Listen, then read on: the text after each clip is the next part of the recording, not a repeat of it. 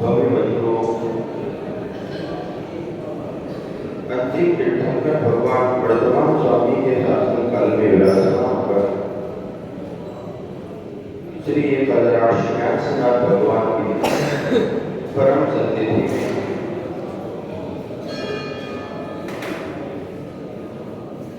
जयवंत हो श्रवण संस्कृति, जयवंत हो जिन भारती।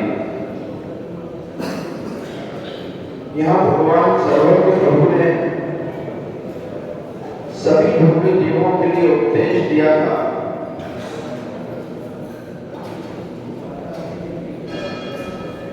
कि धन की 3 गतियां हैं। आवाज है?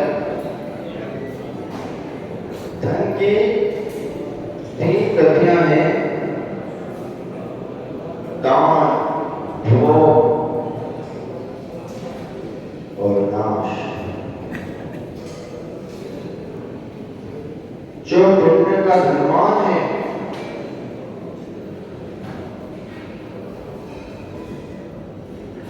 जो पुण्य का धनवान है उसके हृदय में बैठा भगवान है। जिसके आत्मा में ठस कोट कर पाप परिणाम चल रहे हैं, वो श्री क्षेत्र भगवान का नाम नहीं ले सकता। जिसका मिथ्यात्व तीव्र हृदय चल रहा है कोठारी जी, वो 3 लोग के नाम की मुद्रा को नमस्कार नहीं कर सकता। जिसका मिथ्यात्व कूट कर कार्य कर रहा है भैया, वो भगवान का अभिषेक करने का भाव नहीं बना सकता। पर जिसमें आप तीव्र कर रखा है, वो धर्म के नाम पर 1 रुपया भी नहीं दे सकता। एक जगह नवीन मंदिर का निर्माण हो रहा था।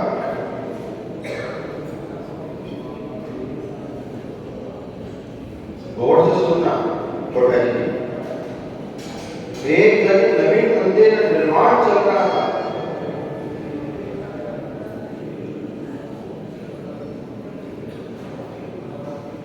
वहां प्रासु भैया निकल पड़े,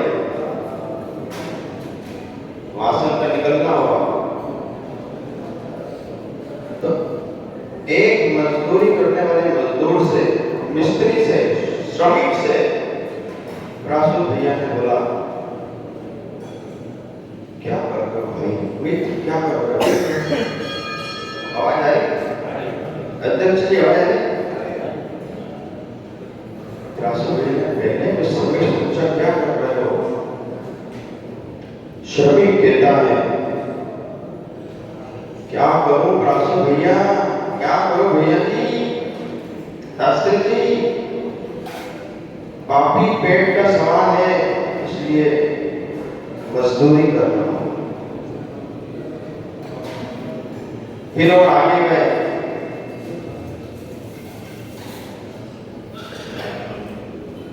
दूसरे श्रमिक से पूछा, क्या कर रहे हो? बोले, दिख नहीं रहा आपको? जब दिख रहा है क्यों पूछ रहे हो? बोले, पत्थर तोड़ रहा हूं। फिर प्रासु भैया से रहा नहीं गया, फिर और आगे गए, बोलते हैं, क्या कर रहे हो? जिसके भीतर जो मूर्त देखी, जिसने भगवान की मूर्त देखी, उसको वैसी। आपके हृदय में कौन सी प्रतिमा विराजमान है? आपके हृदय की विशुद्धि कौन से भगवान को नमस्कार करना चाहती है? ये आपका सम्यक मिथ्यात्व झलक जाता है।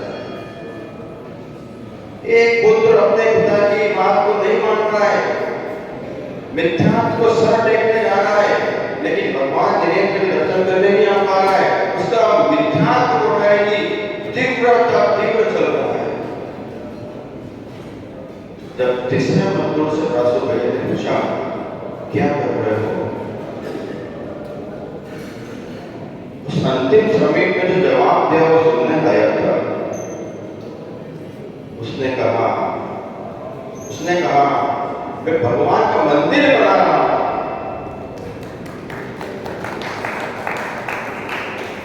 मित्र, आपके भी निर्माण चल रहा है।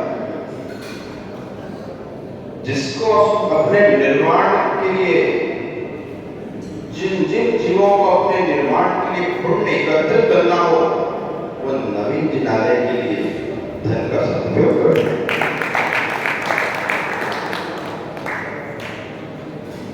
ये वर्तमान में जैन धर्म के और जैनियों के पास, आपके पास है क्या? ये मंदिर जो बनेंगे, ये भविष्य में इतिहास कहलाएंगे। ये दिगंबर मुनिराज इस भारत की भूमि पर चर्या करते रहेंगे तो श्रवण शिरोमणि कहलाएंगे।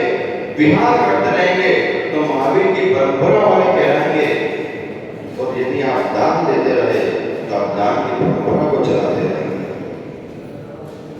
इसलिए कभी भी देव शास्त्र गुरु के लिए कभी अवसर आ जाए तो पीछे मत हटना, लगा देना अपनी सारी पूंजी। आखिरी रुपया कौड़ी बची हो तो भी लगा देना। बड़े बड़े वक्ताओं ने आपके कान में कहकर रखा है, बड़े बड़े वक्ताओं ने आपको सम्यक दर्शन दिलाया है, संबोधित किया है कि अपनी जेब का आखिरी पैसा भी बचाओ और खाने के लिए भी कुछ भी ना हो तो भी तो भगवान के मंदिर में रख के आ जाना, तेरा दरबार हमेशा भरा रहेगा। इसलिए जो देना सीख जाएगा वही प्राप्त कर पाएगा। देना सीखो, देना। बड़े हो तो वास्तव में देना सीखो, छोटे हो तो विनय करना सीखो। आज आचार्य विमल शास्त्री गुरुदेव को स्मरण कर लेना चाहिए, जिनका वात्सल्य सभी संतों के हृदय में आज भी विराजमान है। ऐसा कोई मुनि नहीं, ऐसे कोई आचार्य भगवंत नहीं जो आचार्य विमल शास्त्री के वात्सल्य को नहीं जानते हो। आज आचार्य विद्यासागर जी संत शिरोमणि कहलाते हैं, जिनकी चर्या, जिनका संयम, जिनका चारित्र ग्रहण करने लायक है, सभी संतों के लिए प्रेरणादायक है। इसलिए हे श्रावकों, अपने भीतर की कसाय अपने धड़धड़े से मिल रखना। भीतर की कसाय को जिनाने तक मत आने देना, क्योंकि मंदिर का निर्माण चल रहा है। ऐसा क्यों कहा मित्र अशोक भैया? ऐसा क्यों कहा? हर बात में रहस्य है। ऐसा इसलिए कहा है, तुम्हारे यहाँ भगवान इंतजार कर रहे हैं कि मैं नई नई नवीन नवीन वेदी पर बैठूंगा। उन वेदी पर जो जो जितनी विशुद्धि से दान देगा, जो जो जितनी विशुद्धि से निर्माण करेगा मंदिर का, उतनी मंदिर में अतिशय कृत होंगे। जिससे ध्यान रखना, विशुद्धि को बढ़ाते चले जाना। एक जना कह रहा था, हमारे श्रेयांसनाथ भगवान बोल रहे हैं कि बहुत दिशा है, देखते ही आंख बंद करके बैठ जाओ तो ऐसा लगता है कि कैलाश मानसरोवर पर बैठे हो, समय सिकड़ में बैठे हो। क्यों बोला? अरे मित्र, इस निर्माण मंदिर निर्मित हो रहा है, अभी यहाँ पे नमस्कार करने नहीं जा रहे? कोठारी जा रहे? क्यों नहीं जा रहे? क्या अध्यक्ष जी जा रहे हैं? धन्य हो श्रवण संस्कृति, धन्य हो आचार परमेष्टि, जो एक पाषाण को सूर्य मंत्र देकर भगवान करा देते हैं।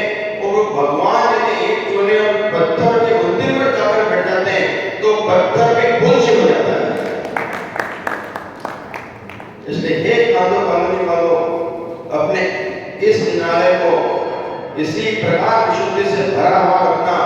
और कोई भी संत चले आए, जब भी संत आते हैं, ये बात मैंने पहले भी बोली थी अशोक भैया, जब भी संत पूरे बांसवाड़ा का भ्रमण करते वह खादर कॉलोनी में पहुंचते हैं तो उनको एक अलग शुद्धि की प्राप्ति होती है। आप नहीं मानो तो भीड़ चली जाए ना यहाँ से, उसके बाद एकांत में आंकन करके एक बार नमोका में मंत्र की माला भगवान चरण से आपके सामने फेर के देखना। ये तो पूछ तो श्रेयस रासो भैया से, ये ज्ञानी जीव है शास्त्री, ये बहुत ऊर्जा संग्रहित कर रहे हैं। एमपी में जन्म लिया और 3 लोग के नाथ में भगवान की सेवा करने यहाँ। तो ऐसे ही अपनी विशुद्धि को बढ़ाकर रखना और देव शास्त्र गुरु की भक्ति के लिए कभी पीछे नहीं आना, यही हमारा गुरु भक्त गुण है।